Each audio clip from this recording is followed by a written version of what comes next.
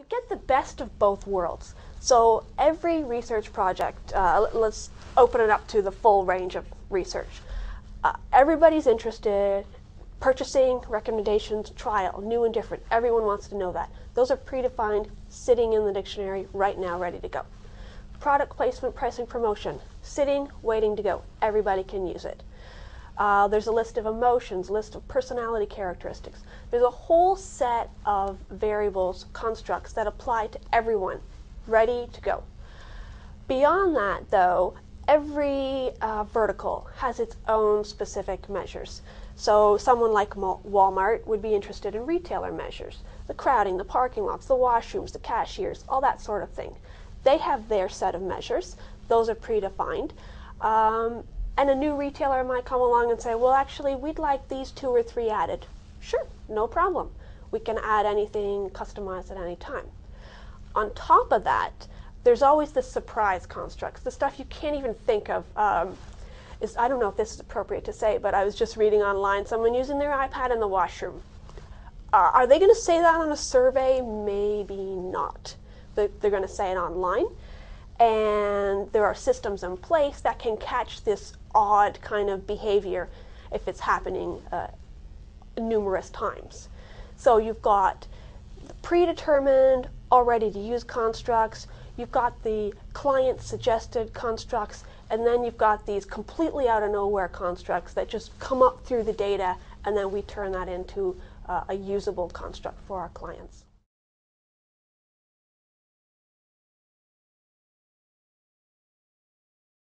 I get this question a lot, and I always like to throw it back at the person and say, well, why would you do survey research? What's the difference? The only difference is the source of the data. And then you bring it back, you turn it into a survey data set, you run your survey analysis and produce the same results that you might get with survey research. So from that point of view, you're basically doing the same kind of thing. There's nothing outrageously different. There are, of course, unique benefits and unique drawbacks, like any sort of research. So in this case, maybe you can't measure brand awareness. If people don't want to talk about your brand, they're not going to talk about your brand, even if you're the biggest company in the world. If they don't want to, they won't. On the other hand, you can measure things that people might not say in a survey, like the iPad example. You can hear the words that people are using in real life, not the words that they've screened out and deemed, this isn't quite right to write out in a survey. You can get, it's the 10-hour survey, not the 20-minute survey. So all the things you wish you could have answered in that shorter survey, it's now there. It's sitting, waiting, ready to be used if that's how you want to use it. If your company wants to go with a marketing strategy that takes advantage of different social media websites, you can find out what is different about each of the websites, what are some psychographic characteristics of users from different websites, and then apply campaigns that would suit that specific website appropriately. So Annie, what are the types of social media companies out there? I would love to answer that question for you. There's basically 2 types. There's social media monitoring, tons of those companies. You can go on a Twitter and say something about a brand, and chances are at least a few of them will get back to you and say, hey, how you doing? What's up? Why didn't you like this? What are you talking about? So there's the people who are checking up, counting, watching, reading, seeing who's saying what about something. And then the people who are doing CRM, trying to help their consumers who are specifically talking to them online. Tons of those companies. The other set of companies, social media research company, where we might have had 200, 300, 400 companies. I couldn't tell you how many companies are over there. You switch into the social media research point of view, 5. I will admit I'm kind of making up that number. I don't know how many there are out there, but in terms of sampling, weighting, norms, standardized scores, box scores, average scores, I have not seen it.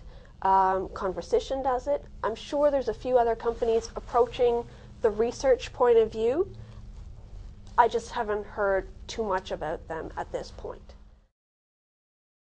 We are not measurers of individual people. We are measurers of a space, an entire internet space that is thousands, millions of people.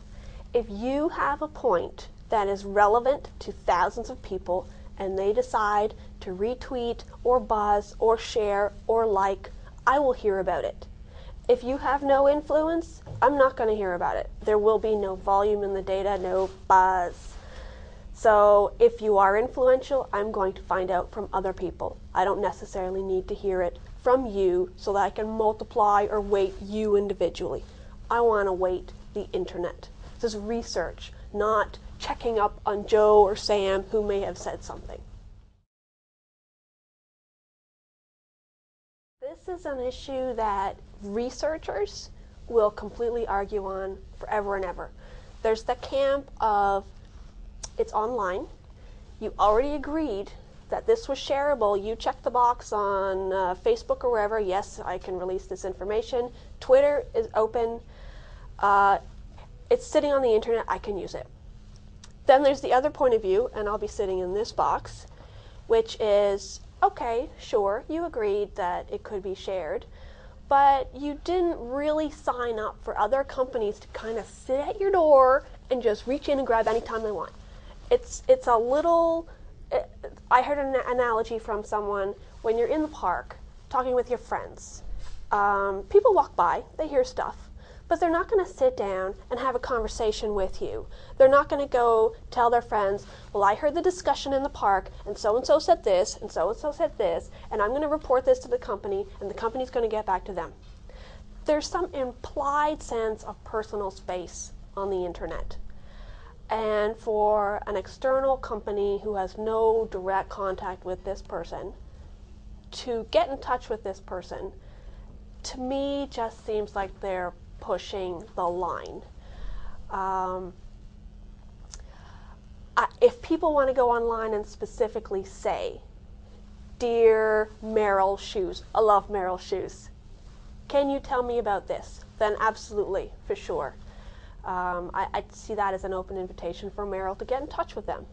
But otherwise, I'd say hands off. Let's just listen, appreciate what they're saying, and hopefully the respect, the trust that we gain from not invading their personal space will end up with them being okay with us continuing to do research. So from your perspective, it's more of an ethical and moral stance than it Yep. is a strictly legal stance about this sort of concept called harm. I'm big on spirit of the law, not letter of the law. The law is there for people who aren't interested in being respectful in the first place. If you need to follow the law, if that's your reason for following the law, then I'm not so keen on that. You should respect the law because it's the right thing, and then go the next step, which is it's the right thing for you too. Respect other people because it's the right thing. You're a do unto others type of person. Okay.